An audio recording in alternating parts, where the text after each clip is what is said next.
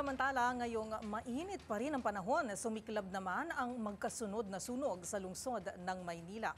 Ang mga pinakahuling update, ibabalita sa atin live ni Boy Gonzales. Dalawang sunog ang sumiklab sa lungsod sa magkaiwalay na lugar sa lungsod ng Maynila. Maagang binulabog ng ang mga residente ng Masbate Street matapos sumiklab ang sunog sa isang barangay hall sa Sampaloc kaninang umaga.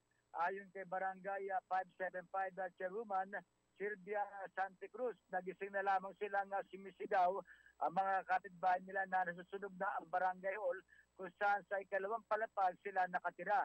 Sa bandang dulo anya ng barangay umano, nagsimula ang apoy. Wala anya silang nailigtas na kagamitan sa barangay at sa kanilang bahay dahil natupok na ng apoy. Bandang alas 10:19 naman ng umaga, na sumiklab naman ang sunog sa isang residential area sa San Andres at Singalong, lungsod ng Maynila. 40 bahay at tinupok ng apoy.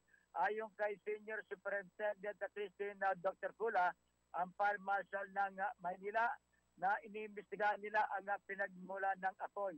Nadamay ang halos nasa 100 individual na nawala ng tahanan. Para sa NBC TV Network News, ito si Boy Gonzales. Sama-sama tayo, Pilipino. Maraming salamat RH29 Boy Gonzales.